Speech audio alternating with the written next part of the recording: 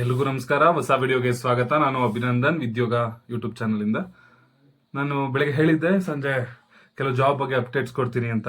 ನೀವೇ ಜಾಬ್ ತೊಗೊಂಡಿಲ್ಲ, ನೀವೇನು ಅಪ್ಡೇಟ್ ಕೊಡ್ತೀರಾ ಅಂತಲ್ಲ, ನಾನು ನೀವೆಲ್ಲ ಸೇರಿಕೊಂಡು ಕೆಲಸ ತೊಗೊಳೋದ್ರ ಬಗ್ಗೆ ಯೋಚನೆ ಮಾಡೋಣ, ಆಯ್ತಾ?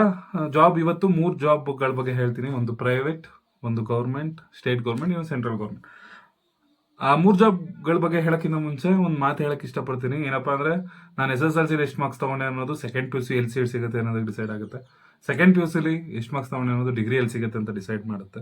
ಡಿಗ್ರಿ ತಗೊಳ್ಳೋ ಮಾರ್ಕ್ಸ್ ನಾವು PG ಎಲ್ಲಿ ಸೇರ್ಕೊಬೇಕು ಅಂತ ಡಿಸೈಡ್ ಮಾಡುತ್ತೆ. ಇದಾಗಲೇ ನಿಮ್ಗೆ ಅನುಭವ ಬಂದಿರುತ್ತೆ, ಬಟ್ ಇದು ಯಾವುದೋ ಕೆಲಸಕ್ಕೆ ಉಪಯೋಗ ಜಾಸ್ತಿ ಆಗಲ್ಲ, ಎಲ್ಲ 1% ಅಷ್ಟೇ.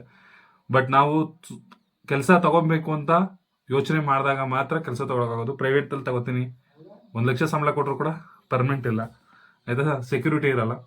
ಅದಕ್ಕೋಸ್ಕರ ಆಯಿತು, ಈಗ ವಿಡಿಯೋನ ಶುರು ಮಾಡೋಣ. ಏನು ಜಾಬ್ ಅಪ್ಡೇಟ್ಸ್ ಬಗ್ಗೆ ಮೊದಲು ಸ್ಟೇಟ್ ಗೌರ್ಮೆಂಟಿಂದನೇ ಬರೋಣ, ಆಯ್ತಾ? ರೈಲ್ವೆ ಇಲಾಖೆಯಲ್ಲಿ ನೇಮಕಾತಿನ ಕರೆದಿದ್ದಾರೆ. ಇಡೀ ವಿಶ್ವದಲ್ಲೇ ಅತ್ಯಂತ ದೊಡ್ಡ ಉದ್ಯೋಗ ಇರೋಂಥ ಸಂಸ್ಥೆಯಲ್ಲಿ ರೈಲ್ವೆ ಇಲಾಖೆ ಒಂದು. ಸುಮಾರು ಒಟ್ಟು 8,113 ಕೆಲಸಗಳ ಹುದ್ದೆಗಳಿಗೆ ಕರೆದಿದ್ದಾರೆ. ಡಿಫ್ರೆಂಟ್ ಇದೆ, ಆಯ್ತಾ?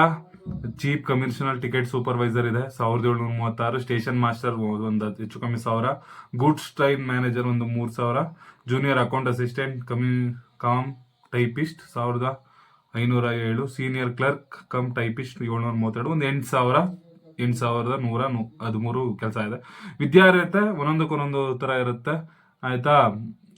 ಮ್ಯಾಕ್ಸಿಮಮ್ ಅಂದ್ರೆ ಏನಪ್ಪಾ ಅಂದ್ರೆ ಸ್ನಾತಕೋತ್ತರ ಪದವಿ ಆಗಿರಬೇಕು, ಯಾವುದೇ ವಿಷಯದ ಪದವಿ, BA ಅಥವಾ ಆ ಥರ ಆಗಿರಬೇಕು. ಅದಾದ್ಮೇಲೆ ಕೆಲವಕ್ಕೆ ಟೈಪಿಂಗ್ ಕೋರ್ಸ್ಗಳ ಅವಶ್ಯಕತೆ ಇದೆ, ಕೆಲವಕ್ಕಿಲ್ಲ.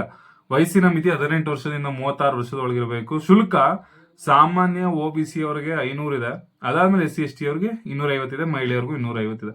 ವೆಬ್ಸೈಟ್ ಇದೆ, ರೈಲ್ವೆ ಇಲಾಖೆ ವೆಬ್ಸೈಟ್ ಅಲ್ಲಿ ಇದೆ, ಆಯ್ತಾ? ನೇಮಕಾತಿ ಕಂಪ್ಯೂಟರ್ ಆಧಾರಿತ ಎಕ್ಸಾಮ್ 2 ಇರುತ್ತೆ. ಅದಾದ್ಮೇಲೆ ಅಷ್ಟೇ, ಅದರಲ್ಲಿ ಯಾರು ಸೆಲೆಕ್ಟ್ ಆಗ್ತಿರೋ ಅವ್ರಿಗೆ ಕೆಲಸ ಸಿಗುತ್ತೆ.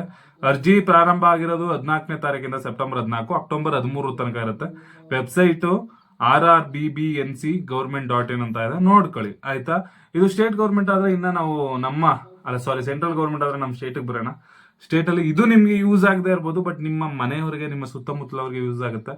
ಮಹಿಳಾ ಮತ್ತು ಮಕ್ಕಳ ಕಲ್ಯಾಣ ಇಲಾಖೆಯಿಂದ ಅಂಗನವಾಡಿ ಕಾರ್ಯಕರ್ತರು ಮತ್ತೆ ಅಂಗನವಾಡಿ ಸಹಾಯಕ ಕಾರ್ಯಕರ್ತರಿಗೆ ಕರೆದಿದ್ದಾರೆ. ಒಟ್ಟು 1,674 ಹುದ್ದೆಗಳಿದೆ, ಆಯ್ತಾ? ನಿಮ್ಗೆ ಯೂಸ್ ಆಗದೆ ಇದ್ರು ನಿಮ್ಮ ಮನೆ ಸುತ್ತಮುತ್ತ ಇರೋರಿಗೆ, ನಿಮ್ಮ ಮನೇಲಿ ಇರೋರಿಗೆ ಯೂಸ್ ಆಗ್ಬೋದು, ನೋಡ್ಕೊಳ್ಳಿ, ಆಯ್ತಾ? ವಿದ್ಯಾರ್ಹತೆ ಅಂಗನವಾಡಿ ಕಾರ್ಯಕರ್ತೆಗೆ ದ್ವಿತೀಯ PUC ಪಾಸ್ ಆಗಿರಬೇಕು, 10ನೇ ತರಗತಿ ಕನ್ನಡ ಭಾಷೆ ಪ್ರಥಮ ಅಥವಾ ದ್ವಿತೀಯ ಭಾಷೆಯನ್ನಾಗಿ ಓದಿರ್ಬೇಕು, ಕನ್ನಡ ಓದಿರ್ಲೇಬೇಕು, ಆಯ್ತಾ? ಅದಾದ್ಮೇಲೆ ಅಂಗನವಾಡಿ ಸಹಾಯಕ್ಕೆ 10ನೇ ತರಗತಿ ಪಾಸ್ ಆಗಿದ್ರೆ ಸಾಕು. ಸೂಚನೆ: ಈ ನೇಮಕಾತಿಗೆ ಅರ್ಜಿ ಸಲ್ಲಿಸಲು ಮಹಿಳೆಯರಾಗಿರಬೇಕು ಮತ್ತು ಖಾಲಿ ಇರುವ ಹುದ್ದೆ ಅಂಗನವಾಡಿ ಕೇಂದ್ರದ ಕಂದಾಯ ಗ್ರಾಮದಲ್ಲಿ ವಾಸ್ತವ್ಯ ಹೊಂದಿರಬೇಕು. ನೀವು ಅದೇ ಊರವರಾಗಿರಬೇಕು, ಜೊತೆಗೆ ಮಹಿಳೆ ಆಗಿರಬೇಕು, ಪುರುಷರು ಹೋಗಂಗಿಲ್ಲ. ವಯಸ್ಸಿನ ಮಿತಿ 19 ರಿಂದ 35 ವರ್ಷ, ಆಯ್ತಾ? ಶುಲ್ಕ ವಿನಾಯಿತಿ, ಏನು ಶುಲ್ಕ ಇರಲ್ಲ, ಫೀಸ್ನ ಆರಾಮಾಗಿ ಹಾಕ್ಬೋದು. ಸ್ವೀಕೃತವಾದ ಅರ್ಜಿಗಳ ವಿದ್ಯಾರ್ಥಿಯಲ್ಲಿ ಪಡೆದ ಅಂಕ ಹಾಗೂ ಆಯ್ಕೆಯ ಆದ್ಯತೆ ಅಭ್ಯರ್ಥಿಗಳಲ್ಲಿ ವಿಧವೆ, ಅಂಗವಿಕಲ, ಆಸಿಡ್ ಸಂತ್ರಸ್ತೆ ಇಂಥವ್ರಿಗೆ ಜಾಸ್ತಿ ಆದ್ಯತೆ ಕೊಡ್ತಾರೆ. ಅರ್ಜಿ ಸಲ್ಲಿಸುವ ವಿದ್ಯಾನ ವೆಬ್ಸೈಟ್ ಅಲ್ಲಿ ಹಾಕ್ಬೇಕು, ಆನ್ಲೈನ್ ಮೂಲಕ ಅರ್ಜಿ ಸಲ್ಲಿಸಬೇಕು. 6ನೇ ಸೆಪ್ಟೆಂಬರ್ ಇಂದ ಓಪನ್ ಆಗಿದೆ. ದಕ್ಷಿಣ ಕನ್ನಡದಲ್ಲಿ 29 ಕೊನೆಯ ದಿನಾಂಕ, ಮಂಡ್ಯದಲ್ಲಿ 20 ಸೆಪ್ಟೆಂಬರ್ 20, ಬೇಗ ಹಾಕ್ಬಿಡಿ. ರಾಮನಗರದಲ್ಲಿ 29 ಸೆಪ್ಟೆಂಬರ್ 29, ರಾಯಚೂರಲ್ಲಿ ಸೆಪ್ಟೆಂಬರ್ 29, ಉಡುಪಿಲಿ September 20. Website DWCD Karnataka government.in, ಆಯ್ತಾ? ಅದಕ್ಕೆ ಅಪ್ಲೈ ಮಾಡಿ. ಅದಾದ್ಮೇಲೆ ಪ್ರೈವೇಟ್ ಜಾಬ್ ಏನಪ್ಪಾ ಅಂದ್ರೆ, ನೀವು ಅಜಿಮ್ ಪ್ರೇಮ್ಜಿ ಫೌಂಡೇಶನ್ ಅಂತ ಕೇಳಿದಿರಲ್ವಾ? ಅಜಿಮ್ ಪ್ರೇಮ್ಜಿ ಫೌಂಡೇಶನ್ಗೆ ಹೋಗಿ ನೀವು ನೋಡಿದ್ರೆ ಒಂದಿಷ್ಟು ಕ್ಷೇತ್ರ ಕಾರ್ಯ, ಫೀಲ್ಡ್ ವರ್ಕ್ ಮಾಡೋರಿಗೆ ಅರ್ಜಿನ ಕರೆದಿದ್ದಾರೆ. ಆ NGO ಅಲ್ಲಿ ಕೆಲಸ ಮಾಡಬೇಕು ಅಂತ ಆಸಕ್ತಿ ಇರೋರು ನೀವು ಹೋಗಿ ಅಫಿಷಿಯಲ್ ಆಗಿ ಅಜಿಮ್ ಪ್ರೇಮ್ಜಿ ಫೌಂಡೇಶನ್ ಅಂತ ಹೊಡೆದ್ರೆ ಅಲ್ಲಿ ಸಿಗುತ್ತೆ, ಆಯ್ತಾ? ಏನ್ ಹೇಳಕ್ ಇಷ್ಟಪಡ್ತೀನಪ್ಪ ಅಂದ್ರೆ ಇದೇ ರೀತಿ, ಆಯ್ತಾ? ಇವಾಗ ಇದ್ರ ಬಗ್ಗೆ ತಿಳ್ಕೊಂಡಿದೀವಿ ಇಷ್ಟು ಅಂತ. ಅಪ್ಲಿಕೇಶನ್ ಹಾಕಕ್ ಏನೇನ್ ಬೇಕು, ಹೇಗೆ ಓದ್ಕೊಬೇಕು, ನಾನು ಯಾರನ್ನಾರು ಕೇಳಿ ಹೇಗೆ ಓದ್ಬೇಕು ಅಂತ ಕೆಲಸ ಆಗಿರೋನ ಕೇಳಿ ಓದೋಣ. ಕೆಲವರು ನೀವೇ ತಗೊಂಡಿಲ್ಲ ಕೆಲಸನ, ನೀವ್ಯಾರು ನನಗೆ ಹೇಳಕ್ಕೆ, ನೀವು ಸರಿಯಾಗಿ ಅಂದ್ರೆ ನಾನು ಇನ್ನೂ ತಗೊಂಡಿಲ್ಲ, ಬಟ್ ಎಲ್ಲ ಸೇರಿ ನನಗೂ ಏಜ್ ಏನು ತುಂಬಾ ಜಾಸ್ತಿ ಆಗಿಲ್ಲ, ಆಯ್ತಾ? ನಿಮ್ಗೆ ಇಲ್ಲಿಗಿಂತ ಒಂದು 2-3 ವರ್ಷ ದೊಡ್ಡವನೇ ಇರ್ಬೋದು ಅಷ್ಟೇ. ಎಲ್ಲ ಸೇರಿಸಿ ಕೆಲಸ ತಗೊಳ್ಳೋಣ, ಆಯ್ತಾ? ಸರ್, ಈ ಅಪ್ಡೇಟ್ ಕೊಡೋಕೆ ನೀವೇ ಬೇಕಾ? ನಾನು ಯೂಟ್ಯೂಬ್ನೇ ನೋಡೋಕ್ಕಾಗಲ್ಲ, ಆದ್ರೂ ನಂಗೆ ಅಪ್ಡೇಟ್ ಬೇಕು ಅಂದ್ರೆ ಹೋಗಿ ನಾನು ವಿಡಿಯೋ ನೋಡದೇ ಇದ್ರೂ ಪರವಾಗಿಲ್ಲ, ಆಯ್ತಾ? ನಿಮಗೆ ಮಾಹಿತಿ ಸಿಕ್ಕಿದ್ರೆ ಸಾಕು. ಪ್ಲೇಸ್ಟೋರಲ್ಲಿ ಸರ್ಕಾರಿ ನೌಕರಿಗಳು ಅಂತ ಒಂದು ಆ್ಯಪ್ ಇದೆ, ಸರ್ಕಾರಿ ಕೆಲಸಗಳು ಅಂತ ಜಾಬ್ಸ್ ಅಂತ ಅಪ್ಡೇಟ್ಸ್ ಅಂತ ಒಂದು ಆ್ಯಪ್ ಇದೆ, ಅದನ್ನು ಡೌನ್ಲೋಡ್ ಮಾಡ್ಕೊಂಡ್ರೆ ನಿಮ್ಗೆ ಎಲ್ಲ ಕೆಲಸದ ಬಗ್ಗೆ ಅಪ್ಡೇಟ್ ಬರುತ್ತೆ ಆಯ್ತಾ.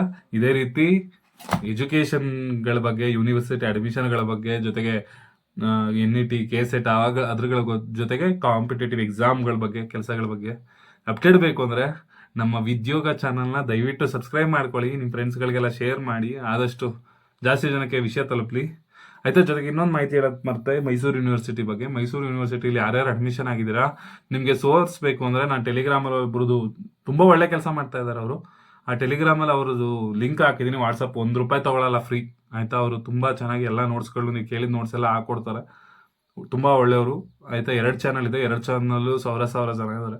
ನಿಮಗೆ ಬೇಕಾಗಿರೋ ಸೋರ್ಸ್ ಎಲ್ಲ ಅಲ್ಲಿ ಸಿಗ್ಬೋದು ಮೈಸೂರು ಯೂನಿವರ್ಸಿಟಿ ಅವ್ರಿಗೆ. ಅದಕ್ಕೆ ಜಾಯ್ನ್ ಆಗಿ ಟೆಲಿಗ್ರಾಮಲ್ಲಿ ಈಗಾಗಲೇ ಒಂದು 2-3 ಸಲ ಹಾಕಿದ್ದೀನಿ ಅವ್ರ ಲಿಂಕ್ನ, ಎಲ್ಲ ಅಲ್ಲಿ ಜಾಯ್ನ್ ಆಗಿ ಆಯ್ತಾ.